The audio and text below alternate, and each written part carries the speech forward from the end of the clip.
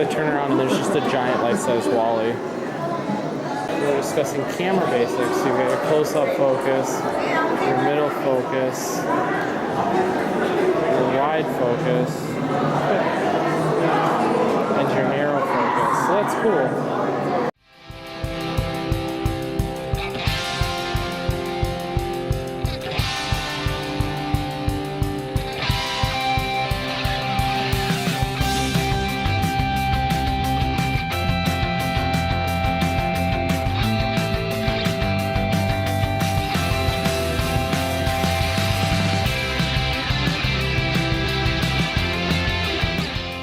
So it's really cool because what they're actually showing is that there's 4 cameras over here that are showing the different angles. So when I was standing over there, there's actually 4 cameras that these people can change, and it shows where he would be looking at that, what he would be focusing on. So it's really, really neat. They like even went into the science of how a blade of grass like grows and bends. They don't all look alike. They wrote a program to vary the color, height, width, and curvature of blades of grass. Like, this is a whole video on how they like had the grass all different.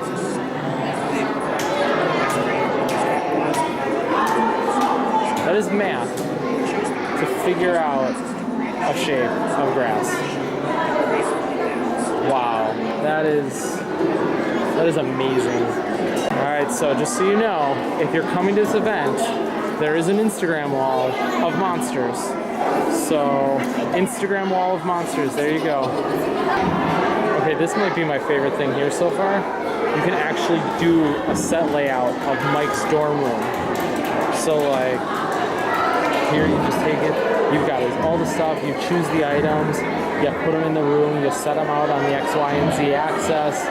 You literally have his dorm room to play with, and you just start with an empty dorm room, and you just put it all in. This is so cool.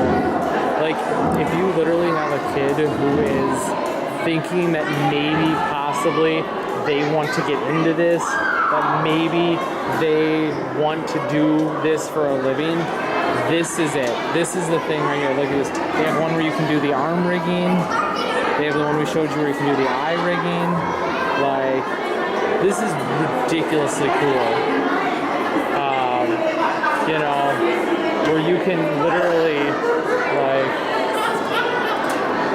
you can create they do a thing to do relatable motion.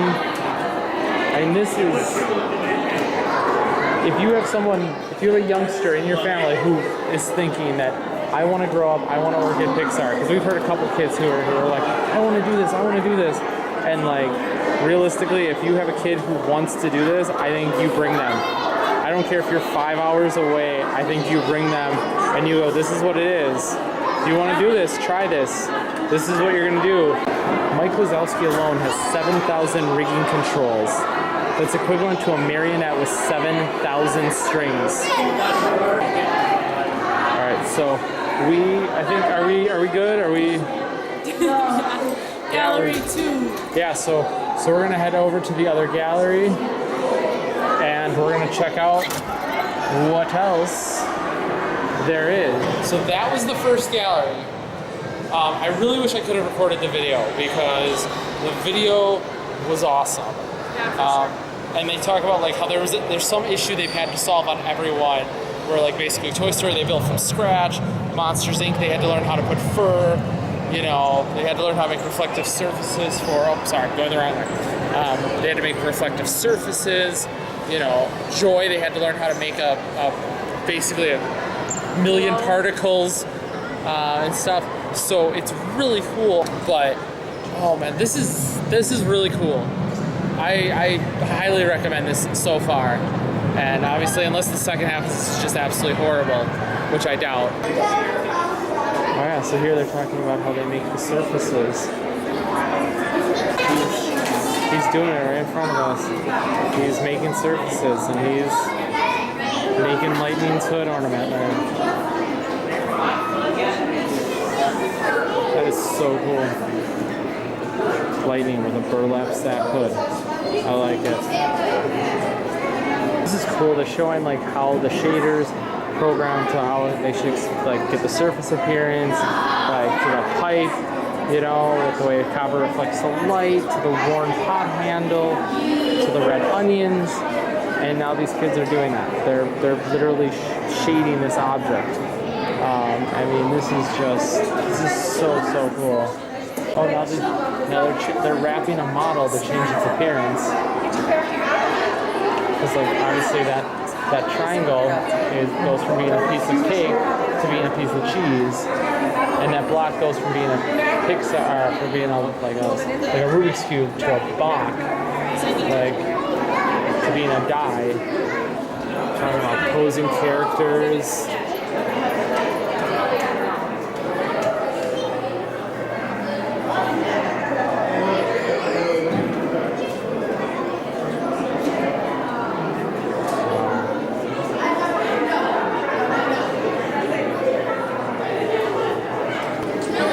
Here you can learn how to do stop motion animation.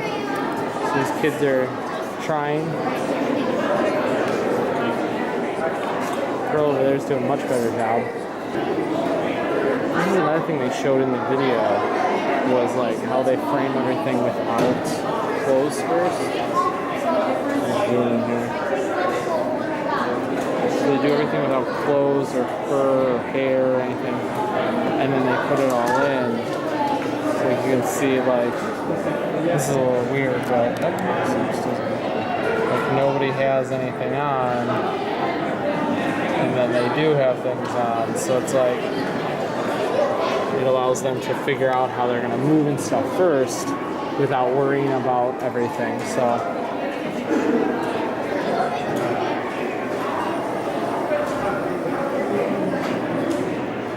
they've got the simulation off. And now here's with it on, everyone's coming in and stuff. So here's with the simulation on for hair and mane. And now they turn it off, and Merida's hair is back and kind of weird.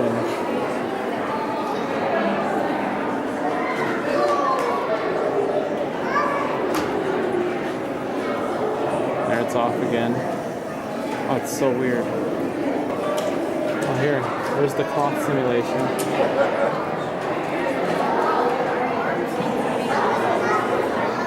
Yeah, because see, what they do is there's a computer program to figure out what coloration is not. I thought this was like a video. It's not. It's somebody doing it.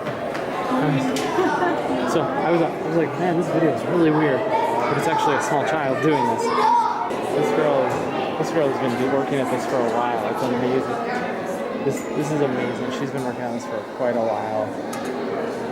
This is awesome.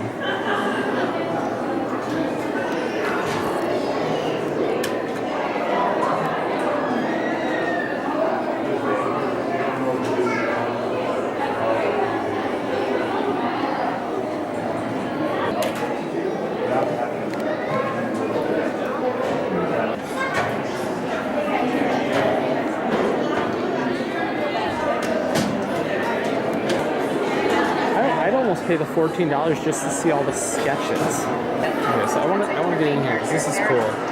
Her hair is simulated mathematically, so the animators don't have to position each curl by hand in every single frame. Each curl is a spring, and as she moves, it calculates the position of each spring, how stretched it is, and which way it was moving. So without the core spring, it's a simple spring, and it's too stretchy to be her curls. But with the core spring, it's a spring has a limit and has its core spring limits how much the outer spring stretches. So here they're showing it right now. Look at all that program. That is the program just to figure out Merida's hair. If you don't have newfound respect for the animators at Pixar after this, I don't.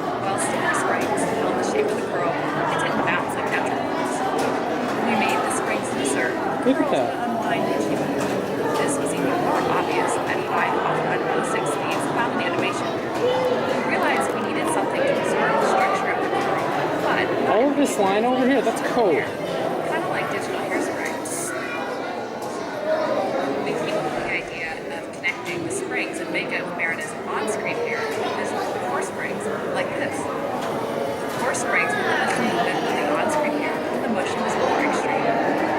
So they're explaining now what it was with the spring and the core spring and how it makes it more natural.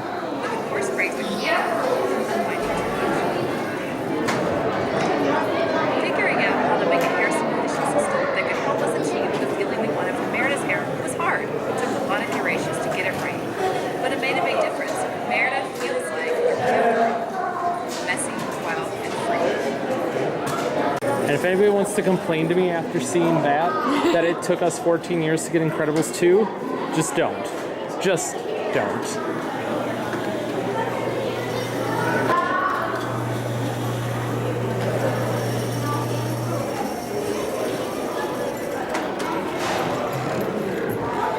So if you're looking at real water, physical model of particles, virtual particles, watery mesh, and simulated water. And that's literally, so we're going to start the water here. And you can see how all of the different waters move. That is cool. And that's just from Finding Nemo, how they finally made it work.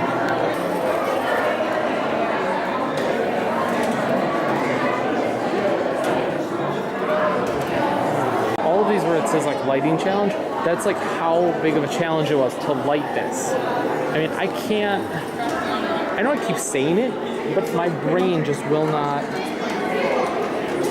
my brain will just not fathom how difficult all of this is. Like, people are like, oh, you know, yes, it's a lot of work to make a Pixar movie, but this is just, like, this is a thing where you can make it how hard it is to light on a computer. So we gotta match this to make the lighting affected on here. So we have to add direct light. So that's direct light, but it still doesn't look right. So then you have the bounced light. So you're bouncing the light off of things. You have caustic light, where it has to get the bright spots off of the curved glass. You have the reflections of all of the lights. You have the refraction of the light because it's a crystal ball. And then you still have shadows. That's 6 different kinds of lights just to make that real life on a computer. And if you take one of those off, it doesn't work. Like, look at that. Look, that's just caustic light. That's just the light going through the ball. But it makes all of that difference. That is ridiculous.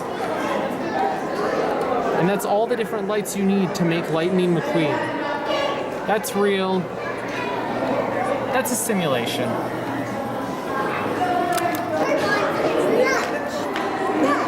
My brain. Ooh, you can render the rats from Ratatouille. It takes 2 hours to actually render that.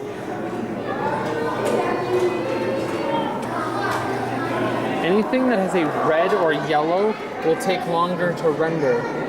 So that rat is going to take longer to render than that bowl.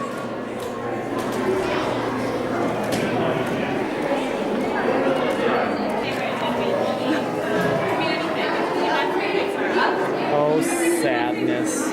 Darling, you look fabulous. Alright, so I finally found this. This is probably the best thing because this is what they talked about. So this is literally the video in like a second. So they start with story and art. It's the process starts with writers, artists who create the story and concept. They basically make a comic book. Then they go to modeling and they make virtual 3D models based on the characters. They then go to rigging, which we talked about earlier, where they make like a skeleton that they can move around. Then they do surfaces and make them an actual physical surfaced character. Not quite what you're going to see in the movie, but close. They then make the sets and the cameras so they can kind of blueprint it out. They then start working on the animation. They bring the story to life, start posing every scene. They then make a simulation. So it's not quite the movie, but it's getting close. They then add in the lighting so that everything starts looking right. Then they start rendering. Rendering is the final hardest part. They start turning those 2D images into the Pixar animation you know and love. So, and that is when you start seeing this. So if I go through this here real quick, and I'm just going to start show it. So again, this is story and art, modeling,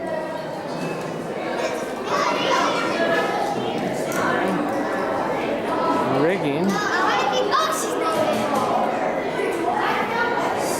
images, sets and cameras, animation,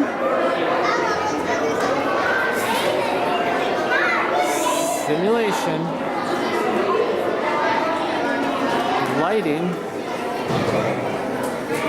and the final rendered product.